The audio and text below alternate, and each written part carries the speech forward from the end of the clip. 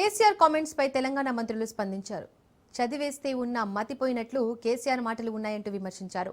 అనుమతులు లేకుండానే కేసీఆర్ ప్రాజెక్టులు మొదలుపెట్టారని, కుర్చీ వేసుకొని పూర్తి చేస్తామన్న ప్రాజెక్టు 10 ఏళ్లలో కేసీఆర్ ఎందుకు పూర్తి చేయలేదని ప్రశ్నించారు.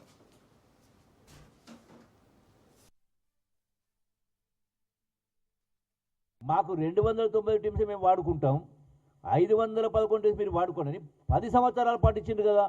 లేని హక్కును మీరు ఆంధ్ర వాళ్లకు కల్పించే కార్యక్రమం చేసిండ్రు.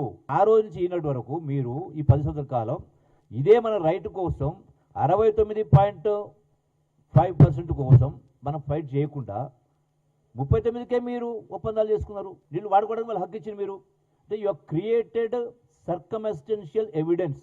ఆంధ్ర వాళ్ళ మైనర్ ఇరిగేషన్, తెలంగాణకు సంబంధించిన మైనర్ ఇరిగేషన్లో 45 టీఎంసీలు మాకు మిగులుతున్నాయని చూపిస్తే రేపు ట్రిబ్యునల్ ఆర్డర్లో కానీ కోర్టులలో కానీ మీకు 40 టీమ్స్ అదనంగా ఉంది కదా అని దాన్ని కట్ చేసే అవకాశం లేదా? మనం నష్టపోవా? అందుకే మీరు అసలు ఫస్ట్ ఎన్విరాన్మెంటల్ క్లియరెన్స్ తీసుకొని అసలు మీరు ప్రాజెక్టు ముందుకు తీసుకెళ్లే కార్యక్రమం చేసి ఉంటే మన నిధులతోటి, కేంద్ర ప్రభుత్వ నిధులు ఉన్నప్పుడు మనకు అన్ని క్లియరెన్స్ అవసరం, కేంద్ర ప్రభుత్వ నిధులు అవసరం లేనప్పుడు మనకు ఒక అవకాశం ఉండింది. దాని మీద జారబిడ్చే కార్యక్రమం చేశారు.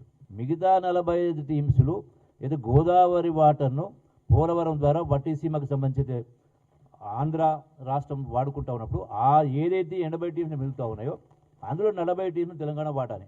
అంటే మైనర్ ఇరిగేషన్ 40 టీమ్స్ సేవింగు, అట్లాగే గోదావరి అడిషనల్గా అయితే మనకు సేవింగ్ వస్తూ ఉందో వట్టిసీమ ద్వారా వస్తుంది 40. ఈ 90 టీమ్స్ ద్వారా మాకు నీళ్ళు ఇవ్వడితే ఇది ఆల్రెడీ ఇప్పటికే ట్రిబ్యునల్ ఉంది. ఈ కేసీఆర్ ఇలా ఈ రోజున రేవంత్ రెడ్డి గారు 2 సంవత్సరాల ప్రభుత్వం చేయనట్టుగా దద్దమ్మలని మాట్లాడుతారు. వీళ్ళు దద్దమ్మలు ఎవరు? మీ వైఫల్యం స్పష్టంగా కొట్టొచ్చినట్టుగా కనపడతా ఉంది. మీరు, మీ అల్లుడు గారు, ముఖ్యమంత్రి గారు ఇరిగేషన్, రెండో పర్యాయం 2 మీరే.